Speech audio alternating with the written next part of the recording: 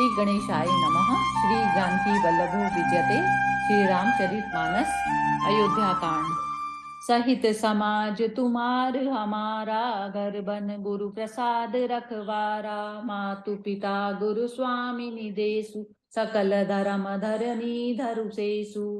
गुरु जी का प्रसाद ही घर में और वन में समाज सहित तुम्हारा और हमारा रक्षक है। माता पिता गुरु और स्वामी की आज्ञा का पालन समस्त धर्म रूपी पृथ्वी को धारण करने में शेष जी के समान है।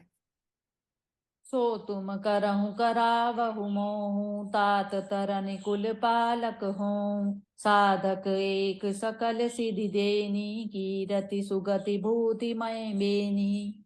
हे तात, तुम वही करो और मुझे भी कराओ तथा सूर्य कुल के रक्षक बनो। साधक के लिए यह एक ही संपूर्ण सिद्धियों की देने वाली कीर्तिमयी, सदमतिमयी और ऐश्वर्यमयी त्रिवेणी है। सो विचारी सही संकटु भारी, करहु प्रजा परिवारु सुखारी। बाँटी विपति सबहि मोहि भाई, तुम्हें अवधि भरी बड़ी कठिनाई। इसे विचार कर भारी संकट सहकर भी प्रजा और परिवार को सुखी करो। हे भाई, मेरी विपत्ति सभी ने बांट ली है, परंतु तुमको तो अवधि तक बड़ी कठिनाई है, सबसे अधिक दुख है। जानी तुम्हें मृदु कहूँ कठोरा, कुसुमै तात न अनुचित मोरा। होई खुडाए सुबंधु सहाय, ओढ़ी अहि हाथ असी नहु के घाये। तुमको कोमल जानकर भी मैं कठोर कह रहा हूँ। हे तात, बुरे समय में मेरे लिए यह कोई अनुचित बात नहीं है। कुअवसर में श्रेष्ठ भाई ही सहायक होते हैं। वज्र के आघात भी हाथ से ही रोके जाते हैं। सेवक पद कर नयन से, मुख सो साहिब होई।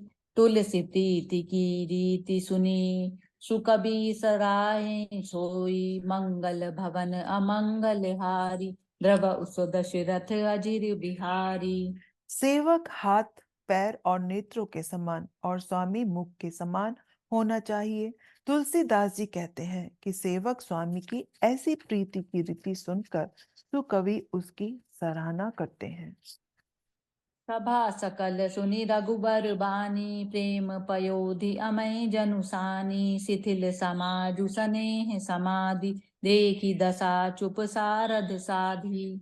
श्री रघुनाथ जी की वाणी सुनकर जो मानो प्रेम रूपी समुद्र के अमृत में सनी हुई थी, सारा समाज शिथिल हो गया, सबको प्रेम समाधि लग गई। यह दशा देखकर सरस्वती ने चुप साध ली। भरतहि भयउ परम संतोषु, सन्मुख स्वामी विमुख दुख दोषु। मुख प्रसन्न मन मिटा विषादु, भाजनु गूंगई गिरा प्रसादु। भरत जी को परम संतोष हुआ। स्वामी के सन्मुख होते ही उनके दुख और दोषों ने मुंह मोड़ लिया। उनका मुख प्रसन्न हो गया, मन का विषाद मिट गया, मानो गूंगे पर सरस्वती की कृपा हो गई हो। कीन सप्रेम प्रणाम बहोरी, बोले पानी पंकरहु जोरी। नाथ भयउ सुख साथ गए को, लयउ लाहु जग जन्म भय को। उन्होंने फिर प्रेम पूर्वक प्रणाम किया और कर कमलों को जोड़कर वो बोले, हे नाथ, मुझे आपके साथ जाने का सुख प्राप्त हो गया और मैंने जगत में जन्म लेने का लाभ भी पा लिया। अब कृपाल जस आयसु होई, करहु शीस धरि सादर सोई। सो अवलंब देउ मोहि देई, अवधि पारु पावऊँ जेहि सेई। हे कृपालु, अब जैसी आज्ञा हो उसी को मैं सिर पर धरकर आदर पूर्वक करूं। परंतु देव, आप मुझे यह अवलंबन दें जिसकी सेवा कर मैं अवधि का पार पा जाऊं, अवधि को बिता दूं। देव देव अभिषेक हित, गुरु अनुशासन पाई। आन्यो सब तीरथ सलिलु, तेहि कह रजाई। मंगल भवन अमंगल हारी, द्रव उस दशरथ अजिर बिहारी। हे देव, स्वामी के अभिषेक के लिए गुरु जी की आज्ञा पाकर मैं सब तीर्थों का जल ले आया हूँ। उनके लिए क्या आज्ञा होती है? एक मनोरथ बड़ मन माही, सबे सकोच जात कहीं नाही। कहूँ तात प्रभु आय सुपाई, बोले बानी सने सुहाई। मेरे मन में एक और बड़ा मनोरथ है, जो भय और संकोच के कारण कहा नहीं जाता। हे भाई, कहो। तब प्रभु की आज्ञा पाकर भरत जी स्नेहपूर्ण सुंदर वाणी बोले। चित्रकूट मुनि थल तीरथ बन, खग मृग सरी सर निर्झर गिरियन। प्रभु पद अंकित अवनि विशेषी, आयसु होई तावऊं देखी। आज्ञा हो तो चित्रकूट के पवित्र स्थान, तीर्थ, वन, पशु पक्षियों, तालाब, नदी, झरने और पर्वतों के समूह तथा विशेषकर प्रभु आप के चरण चिन्हों से अंकित भूमि को देख आऊं। अवसि अत्रि सिर धरऊं, तात विगत भय कानन चरहूं। मुनि प्रसाद बनु मंगल दाता, पावन परम सुहावन भ्राता। श्री रघुनाथ जी बोले, अवश्य ही अत्रि ऋषि की आज्ञा को सिर पर धारण करो और निर्भय होकर वन में विचरो। हे भाई, अत्रि मुनि के प्रसाद से वन मंगलों का देने वाला, परम पवित्र और अत्यंत सुंदर है। ऋषि नायक जय आय सुदेही, राख्यों तीरथ जलु थल तेहि। सुनि प्रभु बचन भरत सुख पावा, मुनि पद कमल मुदित सिरुनावा।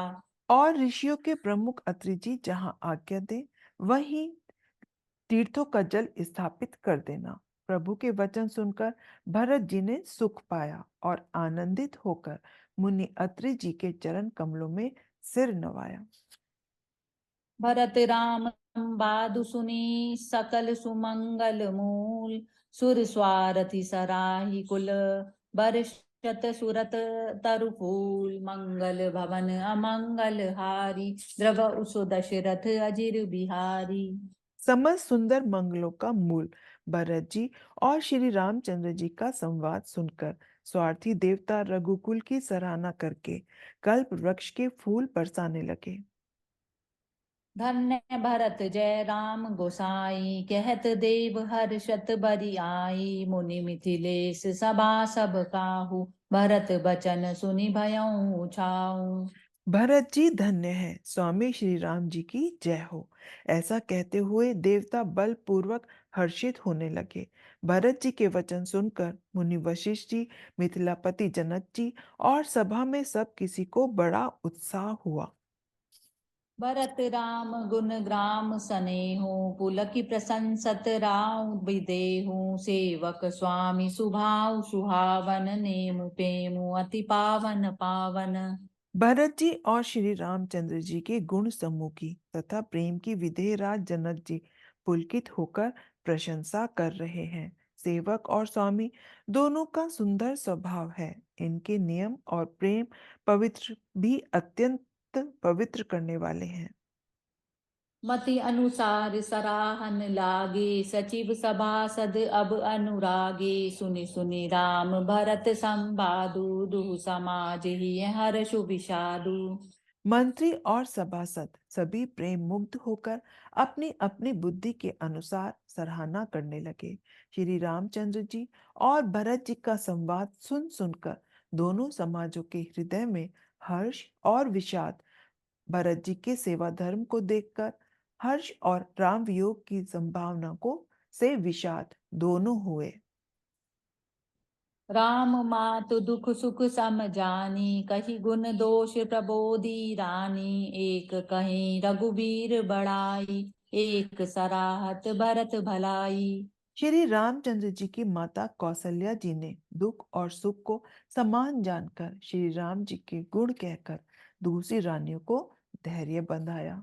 कोई श्री राम जी की बड़ाई की चर्चा कर रहा है, तो कोई भरत जी के अच्छेपन की सराहना करता है।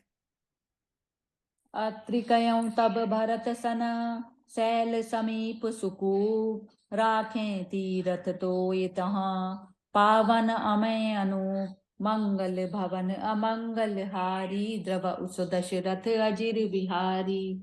तब अत्रि जी ने भरत जी से कहा, इस पर्वत के समीप ही एक सुंदर कुआं है। इस पवित्र अनुपम और अमृत जैसे तीर्थ जल को उसी में स्थापित कर दीजिए। जय सिया राम। जय सिया राम।